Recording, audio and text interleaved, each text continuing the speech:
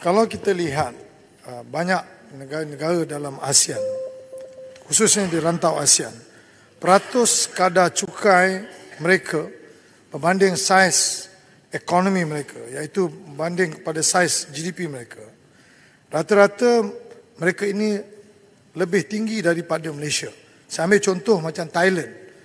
Kadar cukai yang telah diperoleh oleh kerajaan di Thailand 14.1% kepada GDP.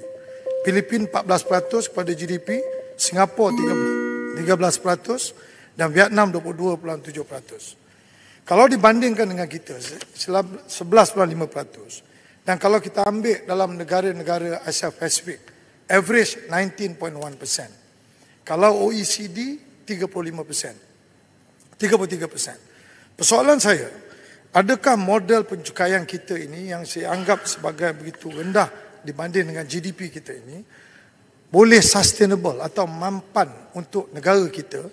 Kerana apabila saya mengambil kira jumlah faedah yang nak dibayar tiap-tiap tahun termasuk subsidi yang begitu besar, saya takut dan saya bimbang model ini kalau kita tidak lihat, dia akan menyebabkan negara kita ini akan terus meningkatkan hutang mereka yang tidak terkawal pada masa akan datang. Jadi minta pandangan Menteri, apakah tindakan kerajaan untuk menyelaras cukai-cukai yang kita kolek ini bersesuaian dengan negara jiran di ASEAN, contohnya, supaya kita tidak terus berhutang untuk membiayai kita punya faedah dan juga kita punya subsidi. Terima kasih. Saya ingin menambah apa yang disebut oleh Titiwangsa tadi. Amerika Syarikat hasil cukai daripada KDNK 25.5%, Jepun hasil cukai daripada KDNK 31.4%, UK hasil cukai daripada KDNK 32.8%, 38 negara OECD sebagaimana disebut, iaitu Organization for Economic Cooperation and Development. Negara itu majoriti di Eropah lebih daripada 30%.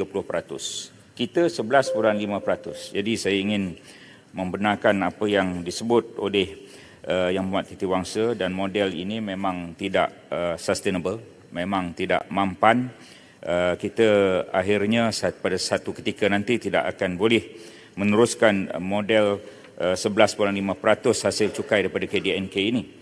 Oleh itu, antara langkah kerajaan bila Yang Berhormat sebut tentang subsidi ialah kita ingin melaksanakan subsidi bersasar, dan kita telah pun memulakan subsidi bersasar untuk elektrik daripada bulan 1 sehingga bulan 6. Penjimatan kepada kerajaan ataupun hasil tambahan ialah 4.1 bilion ringgit. Selain daripada itu, kita juga akan membuat subsidi bersasar untuk diesel. Sistem yang akan kita selesaikan pada suku kedua tahun ini. Perkara yang lain ialah kita ingin meluaskan asas hasil cukai, menambah baik menyemak semula struktur dan perundangan cukai, dan memberi insentif-insentif percukaian. Kita juga ada melaksanakan strategi hasil jangka sederhana bagi 3 tahun, dan ini untuk memastikan perancangan cukai jangka panjang adalah lebih teratur.